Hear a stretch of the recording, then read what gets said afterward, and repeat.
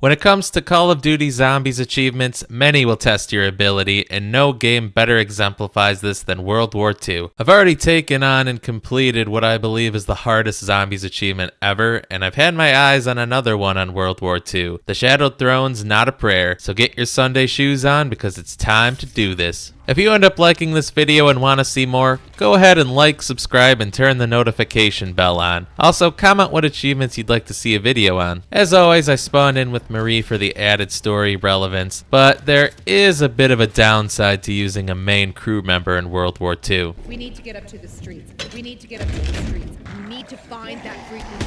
We need to find that frequency. These anchors. They are tethering devices. These anchors. These anchors. These anchors!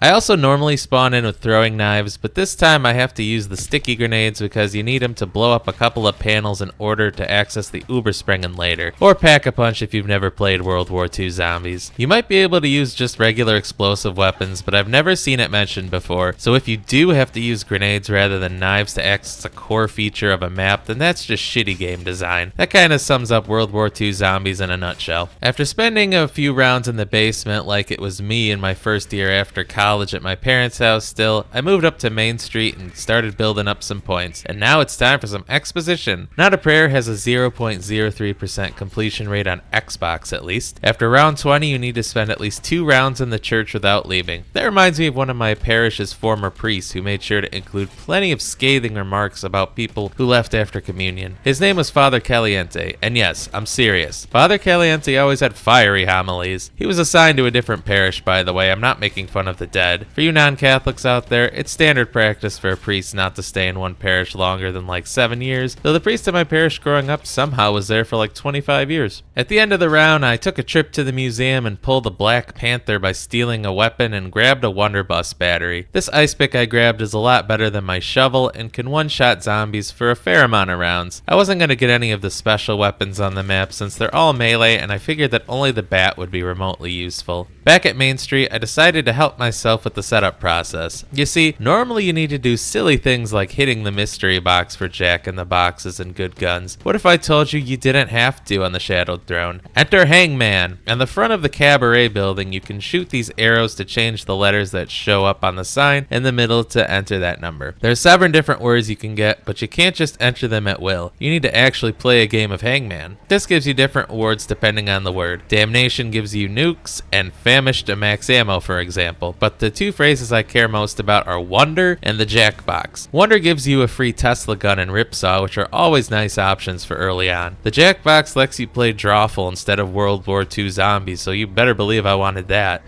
Just kidding. As you could probably guess, you get Jack in the Boxes, this game's version of Monkey Bombs. Eventually I got both words, and with creepy toy clowns ready for all the children of a now zombified Berlin, I took note of the letters and number on top of the radio. I needed these to figure out the right frequencies to contact the filthy commies. I went to the church and looked at a map, finding the red pin in the Barnum region, and the RS referring to 1.2, and the 2 referring to 44.2. Back at the radio, I played a glorified Mario Party minigame by spinning some knobs in order to contact the Soviets. By the way, you are completely exposed and able to be attacked while doing this, which is something this map is obsessed with. After talking to Mikhail, I blew up another piece of electrical engineering I'd need to access the Überspringen before alerting Straub with some flares. Back in the basement of the apartment building, I placed the battery in a glowing blue box to open up a gate to craft the Wonderbus before Straub ruined my day by creating possibly the worst special enemy of all time, the Gekot. I got completely screwed over by shit game design because I melee killed the Sizzler and pulled a bolt out of him which I needed for the Wonderbus. However, you're locked into this animation, which kind of sucks dick when you're getting smacked by a zombie, so guess who took it down?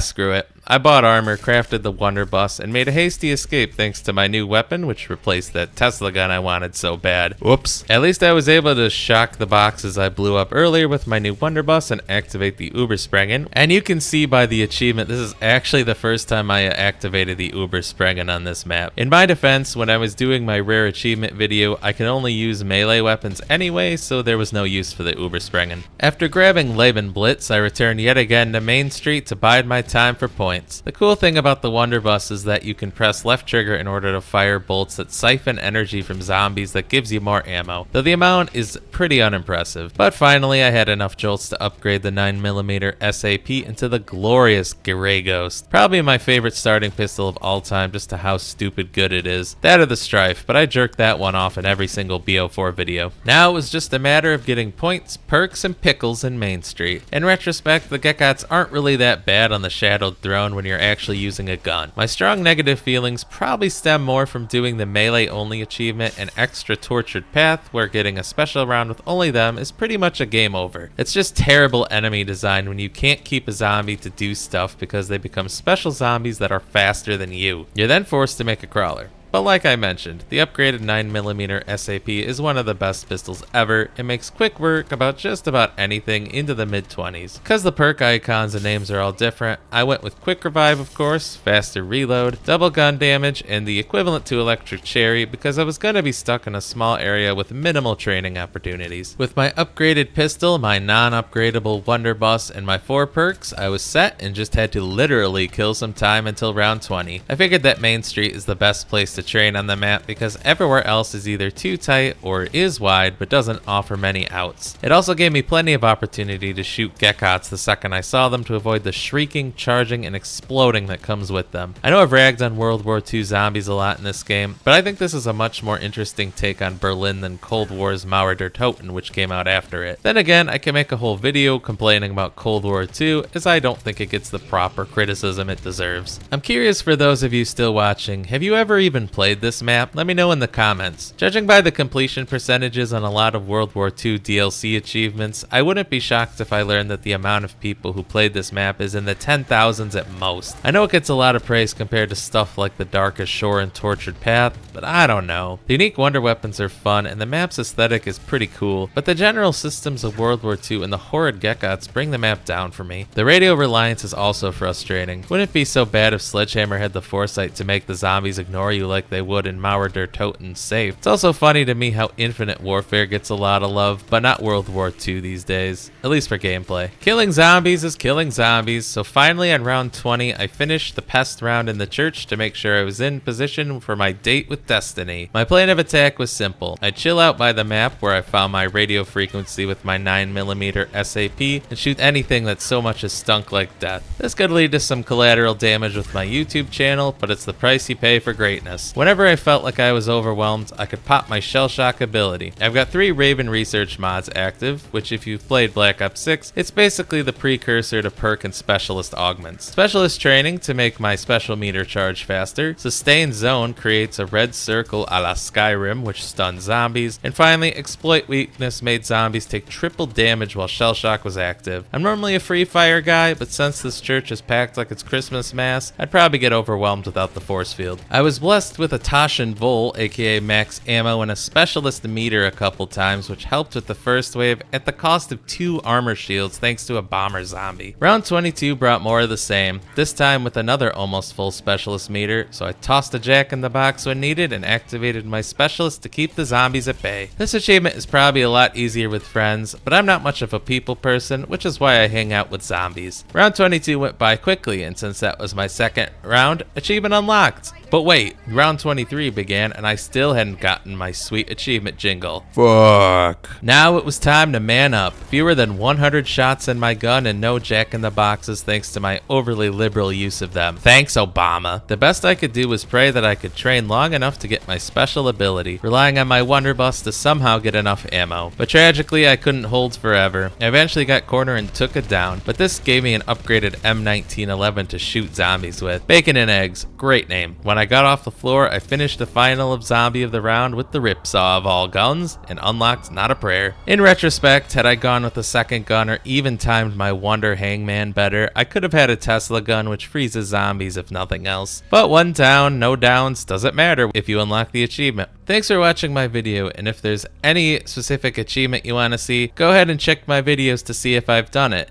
And if you don't see that achievement, go ahead and comment below and maybe I'll give it a shot, even something on Vanguard. These anchors, they're tethering devices. Shut the fuck